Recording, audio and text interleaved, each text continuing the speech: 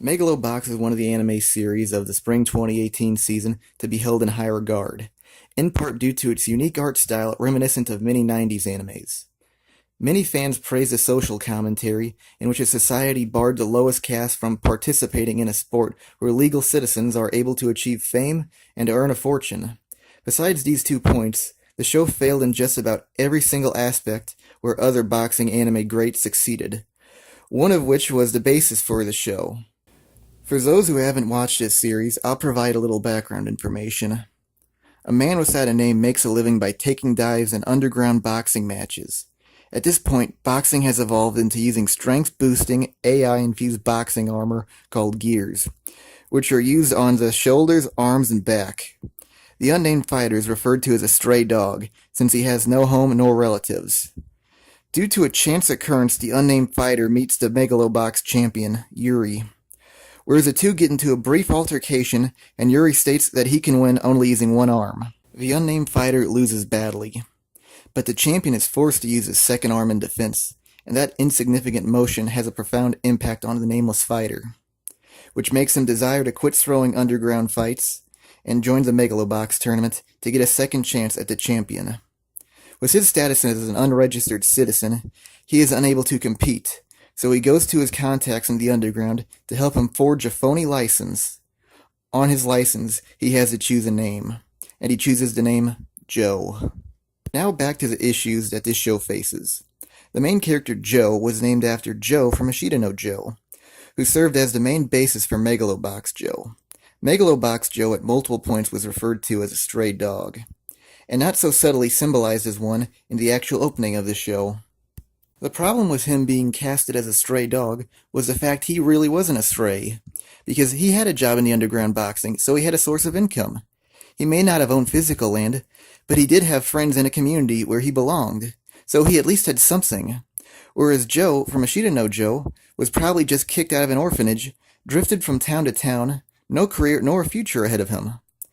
One of the problems with Megalo Box Joe was that he already knew how to box, so we never got to see him improve as a fighter. And being able to watch someone start from scratch and make something of themselves was one of the best ways to become invested in a character, or just even the series. A better boxing anime like Hajime no Ippo, we saw a bullied teenager become a man who learned to stand up for himself, and even an inspiration to younger boxers. In Ashita no Joe, the titular character was already good at fighting, but in his case, he was just a street fighter, and when he fought boxers, he struggled to land attacks on them. So the story was about him refining his technique and style. Throughout Megalo Box, the series sent mixed messages about Joe's ability as a fighter. Against some of the higher-ranked opponents, he easily won, but against a few weaker opponents, he went life and death with them. Between those fights, the viewers never saw Joe really improve, like gaining more muscle mass, practicing movement, or even just punching technique. And I can only name one instance where he was sparring. The most training we ever saw Joe do was just hit a heavy bag, so by the time he got the rematch with Yuri, there is absolutely no explanation on why he improved so much. Where this show failed, Hajime no Ippo wildly excelled, and here's why. The training sequences were personally tailored to improve Ippo's boxing ability for the next fight. One of these training sequences involved Ippo running along a sandy beach to improve his speed and leg strengths. The show even went the extra mile to explain how beach running was superior to running on the road. Ippo eventually was able to keep up with his faster friends, and this training showed in his upcoming fight, which made the effects of his training more believable and even almost tangible. Because the prior training played out during the actual fights, the fights could be appreciated in multiple ways, whereas with Megalo Box, the most you could say was the action was done well, but it honestly just left more to be desired. One of the great elements of Joe from Ashita no Joe's character was that he was able to bring out the best in others. For example, this Joe met a man who fought exactly like himself, but was the polar opposite of himself, a dangerous man who a loan shark would hire to collect a late debt. Both have a career of violence, one legal, one a criminal. One uses strengths to intimidate others, while the other uses strengths to inspire children. His brief time with Joe got him to question his own morality, and the path he has taken in his own life, which gave hope that maybe he might become a good man someday later in life. Another character that Joe brought out the best in was a former boxer who had just suffered a career-ending injury, With this man unable to professionally box, he turned to a life of crime and scamming others. Knowing this man was a former boxer, Joe decided to help this man by lending him money in time of need. The former boxer had no intention of ever paying him back. Some of the former boxer's friends even later confronted Joe to tell him that he was conned, but Joe believed in the other man's honor. Word eventually got back to the ex-boxer of how Joe had undying trust in him, which resulted in him turning his life around and eventually paying back Joe all the money he was owed. This final example won't be as great as the other two, as this isn't necessarily an action of Joe's that helps someone, but there still is truth in it. Before meeting Joe, Dompe, Joe's future trainer, was a disgraced ex-boxing trainer, who had just become a drunken loser without a home. Joe's latent boxing abilities reinvigorated Dompe into basically quitting alcohol and to get a new job so that he could make a living. And he dedicated everything to get Joe to train as a boxer. Even during rocky periods, Dompe never gave up on Joe. That wasn't as clean as an example as the others, but Joe's presence still brought out the best in Dompe. Megalo Box Joe did inherit some of the ability to awaken the best in others, but not to the same degree. For example, the Megalo Box trainer Nanbu, thanks to Joe, was able to mend his relations with one of his former students that now hated his guts. He was also later able to break ties with the underground, which was kind of because of his relationship with Joe, but not exactly the same thing. You could also argue that he inspired some younger kids to get the point across, but considering the fact that I was able to ramble on for a few minutes on Ashita no Joe, and I actually had to delete a few examples, whereas this one only got like 30 seconds, this pretty much shows how Megalo Box wasn't to go to the same extent as Ashita no Joe. One of the more intriguing aspects in the character of Joe from Megalo Box was the fact that he fought gearless. The problem with this was, there was so many interesting themes that could have been applied to this, but the show never did. At first, not using a gear was because he could not afford one, which itself was a good theme of poor versus rich, or underprivileged versus privileged.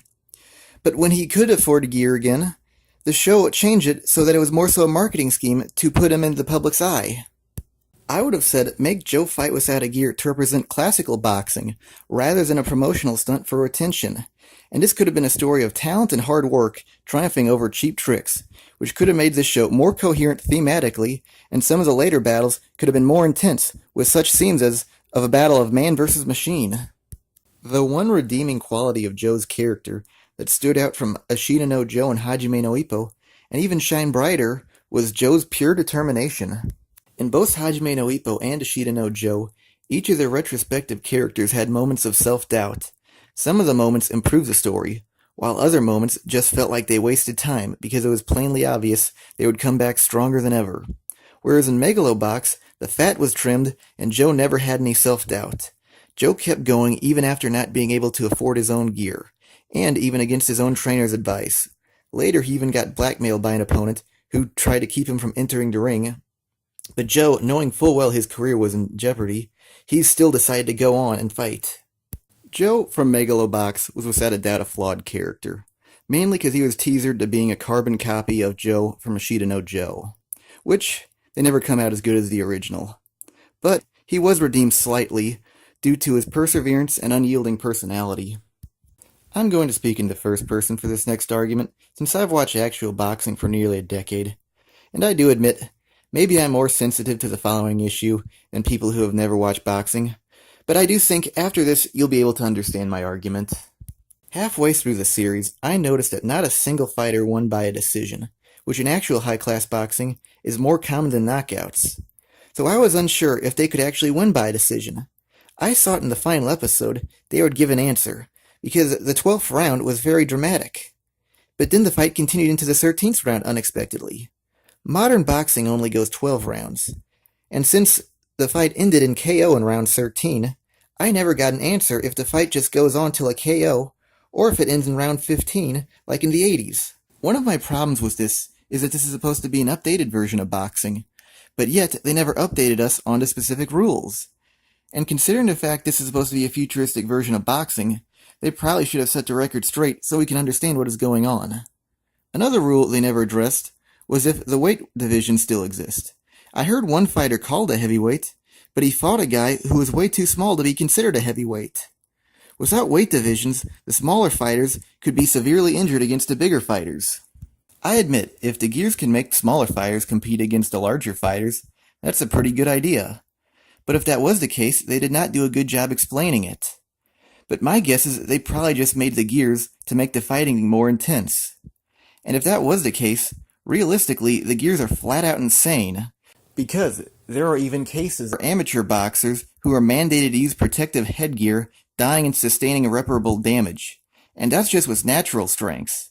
And if natural strength is already capable of doing that, the series failed at trying to be futuristic, and the gears were not the correct way to go. As a boxing fan, I could go on and on about real-life conflicts in this sport, but I won't waste the time saying every single little detail. But I will bring up how the society is flat-out built wrong. This show's setting was supposed to be a world where the rich mistreat the poor, but contrary to most civilizations, specifically the ancient Romans and their Colosseum, they have their legal citizens fight in an ultra-dangerous sport over their illegals. Most violence-loving societies would have had their expendables fight, such as captured armies, criminals, and enemies of the state, fight and damage each other. This concept is so flawed that they basically have the oppressive elites fighting and killing each other. Before I get back on topic, I'm going to say a few fun facts that non-boxing fans might have missed. There were a few boxers in the show that are named after real-life boxers.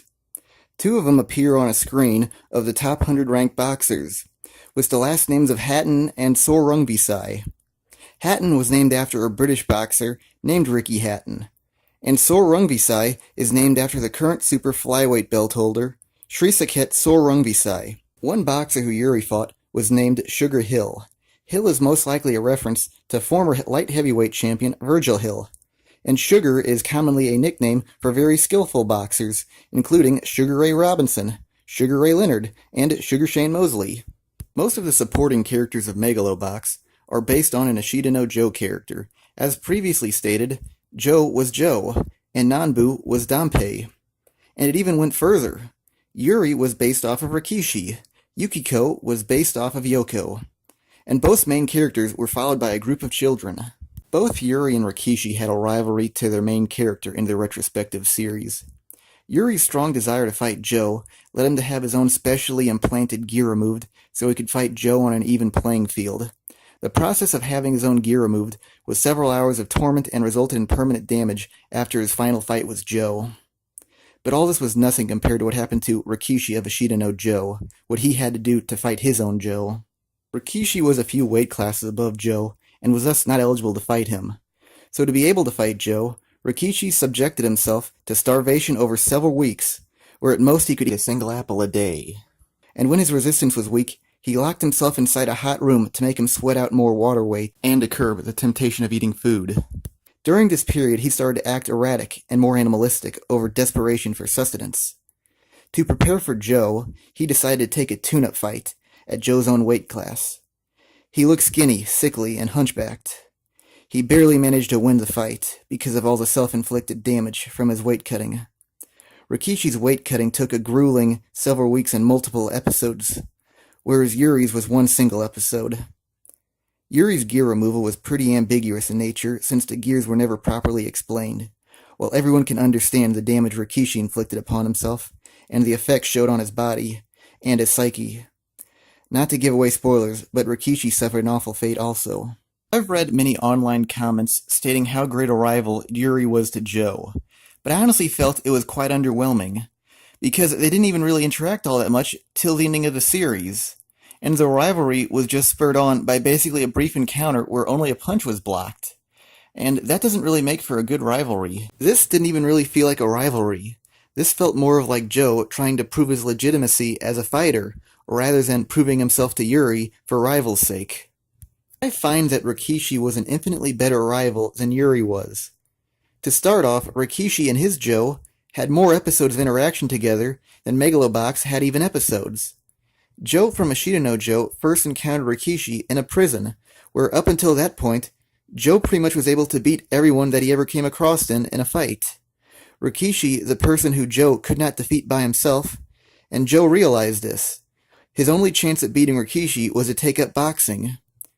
Rikishi's smug demeanor and the fact that he never acknowledged Joe as a fighter further increased Joe's drive as a boxer. Defeating Rikishi was Joe's sole goal in life, but that goal was cut short when Rikishi's prison sentence was over. Rikishi had begun to respect Joe's dedication to become a boxer, and Rikishi also wanted to fight, but he said that he would only fight him in the professional ring. So Joe would have to build himself up as a legitimate boxer in order to fight Rikishi. The show openly said that Rikishi and Joe's fight was destiny, almost as if they were made to fight each other. So to put things bluntly, Rikishi had a reason to be a rival with Joe due to their past in prison together. And he had become a goal, or a wrong that had to be made right in order to fulfill Joe's life. Whereas Megalo Box's Yuri, his rivalry lacked any deeper meaning, and was only because Yuri happened to be the champion at the time. Throughout Megalo Box, Yuri would make this odd face, which seemed like an attempt to make Yuri look similar to Rikishi. Yuri's strange face seemed more like he was attempting to intimidate others, whereas Rikishi's appeared more of a smug look and actually got Joe, from Ashita no Joe, to get angered, feeling like he was being laughed at by Rikishi, and this shows how Megalo Box misinterpreted the character of Rikishi. One thing that intrigued me in the character of Yuri was when I heard his name was Yuri. Yuri, a Japanese name that can also be a name for Eastern Europeans. So maybe Yuri himself was an Eastern European. Which this was supported by the fact that he wore red clothes, and the color red is typically a symbol for Russia in anime. If you have been paying any attention to modern boxing, you'll have noticed how Eastern Europeans have becoming more prevalent in actual boxing, particularly the heavier weight classes. And in response to that, the United States boxing market has used that as a tool to promote fighters in the United States, by saying that they can bring the belts back to the US. So I thought that maybe they might have a microcosm of the current boxing era in the show, where Yuri is a foreign fighter and he is taking over the market, and Joe brings back the titles. But the most backstory we ever got from Yuri was the fact that he was also a stray dog, which actually took away from the main theme of a disenfranchised poor versus the rich elites. So I was let down when the name Yuri was not used to advance the story or his character. The character of Yukiko was much less developed and much less of an important character to the story than her Ashita no Joe counterpart, Yoko. For starters, the story was a bit unclear of her position, if she was just in charge of one singular Megalo Box tournament, or if she had influence over the world's entire futuristic style of boxing. She also inherited her parents' gear production facility, and in the last episode, out of nowhere, was seen trying to sell her latest version of the gears to the military. Despite the fact that the world advanced to using holograms and supercomputers, war regressed back to hand-to-hand combat. She was the type of woman who felt robotic and mechanical on television discussing gears in the Megalo Box tournament, but was still shown as being nice to children. The character of Yukiko felt like she was only included because they needed another Ashita no Joe counterpart. Much of her impact on the story felt like plot points rather than moving along with the story. It never felt like she accomplished anything in the story. Many of the other characters learned something or progressed as characters, where she just stayed as the cold but sometimes kind boxing promoter. In Ashita no Joe, Yoko was much more an important character than her Megalo Box counterpart. Yoko actually had more character development than the titular main character. She was born into a family of wealth, and commonly wore white dresses which symbolized purity. She was willing to help out anybody, and actually opened up a boxing gym thinking it might give a career to the poor who might turn to crime otherwise. In the middle of the series, tragedy struck. She became cold and aware of the harsh nature of the world. She started to look like any sleazy boxing promoter, willing to do anything to earn a dime. She typically sported dark and expensive-looking clothes, and commonly wore sunglasses covering her eyes. Smoking cigarettes became commonplace when she was on screen. Her views on the world became a lot more negative, and her face started to appear more sullen. Upon meeting Joe again, he was able to breathe life into her again. As stated earlier, being able to watch a character grow and change makes the viewer become attached. And watching her go from an innocent girl, fall into a corrupt boxing world, makes the show interesting. She has more character development than any Megalo Box character. Yukiko, unlike Yoko, only interacted with Joe a few times, whereas Yoko, with her Joe, actually organized events, promoted his fights, and got him in line for a title shot. She even started to develop romantic feelings for him towards the end of the series, which makes her a lot more important of a character than Yukiko. Hajime no Ippo and Ashita no Joe followed a formula where the main characters would most of the time meet their future opponent a few episodes in advance. The opponent would either have an emotional backstory or have the time to show off their strengths in battle, which would make the fight look more losable and thus create a more worthwhile fight that has more drama. Megalo Box had most of the fights start in the same episode where the characters were first introduced, and they typically never even took the time to show off the opponent's strengths, so they never appeared to be all that threatening. Most of the important characters didn't even have a backstory. There were only two opponents I found interesting. The first was Aragaki, who was the only opponent to be given a decent backstory. He was the former student of Joe's trainer Nanbu, so it created tension between him and Joe. Aragaki's backstory involved him getting drafted into the military, and during his service, he was caught in an explosion, which took his legs. Nanbu falsely heard Aragaki had died during his service, and thus left his former life as a boxing trainer behind. When Aragaki returned home, he thought Nanbu had abandoned him, and he spiraled into a deep depression, resulting in bitterness towards his former trainer.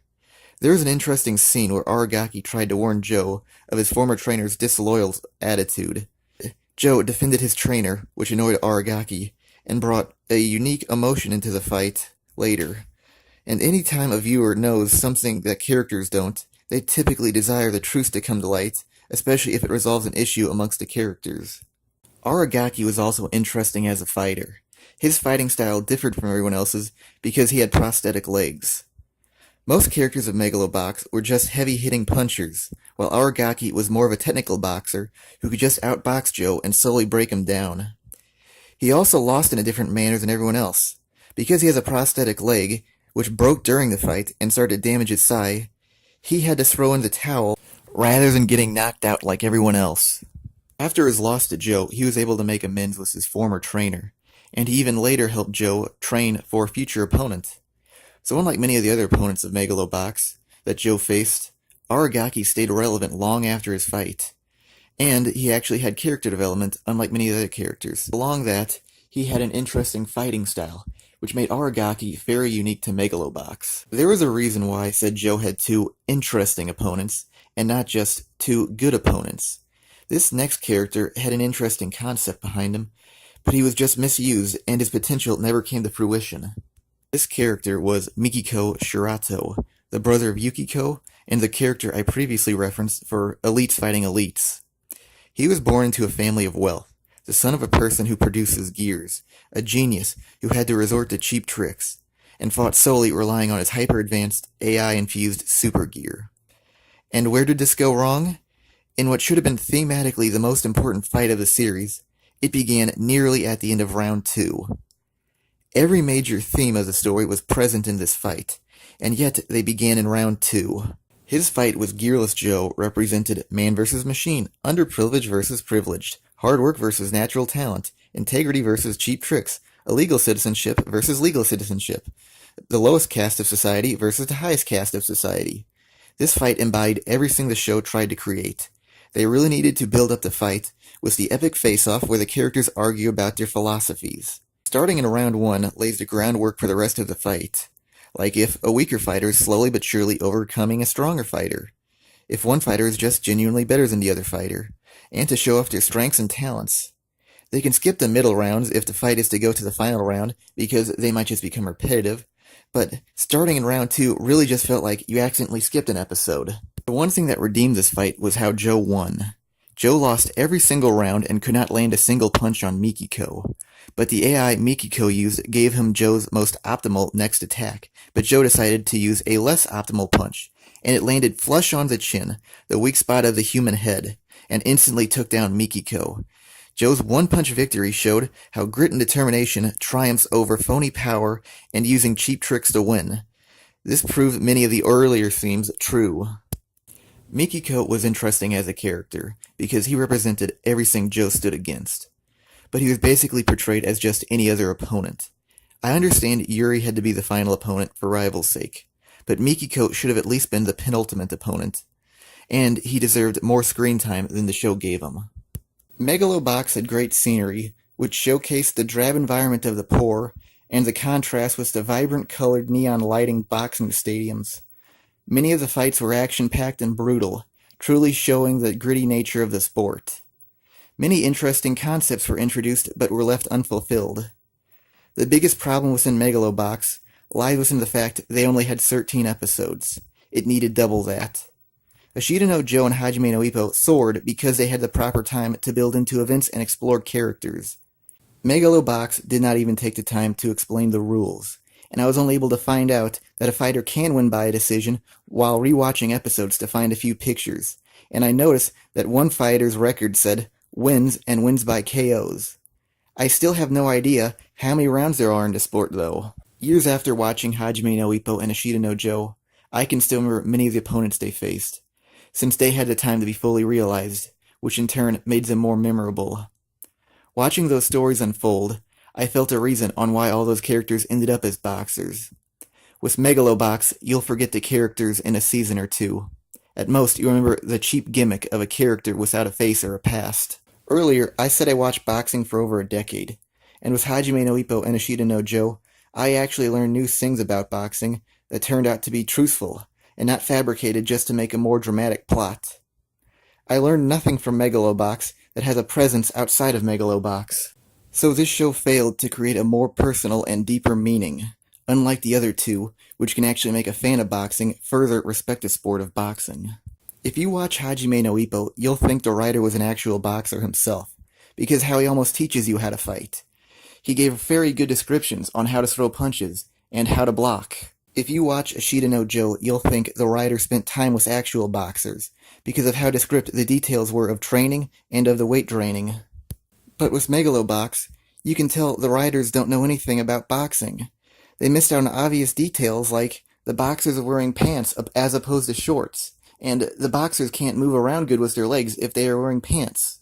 The show may have had a few references to real-life boxers like Ricky Hatton and Virgil Hill, but they lacked the necessary fundamental knowledge of boxing to make a good sports show.